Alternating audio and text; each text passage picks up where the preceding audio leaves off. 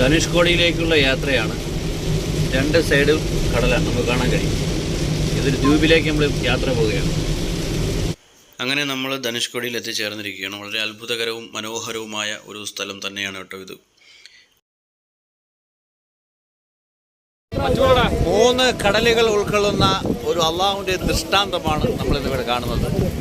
ഒരു സൈഡിൽ അറബി ഉൾക്കടൽ, മറ്റു സൈഡിൽ ബംഗാൾ ഉൾക്കടൽ, മറ്റു സൈഡിൽ ഇന്ത്യൻ മഹാസമുദ്രമാണ്. നമുക്ക് ഒരുമിച്ച് കാണാൻ കഴിയും നമ്മുടെ സുഹൃത്തുക്കളോടൊപ്പം.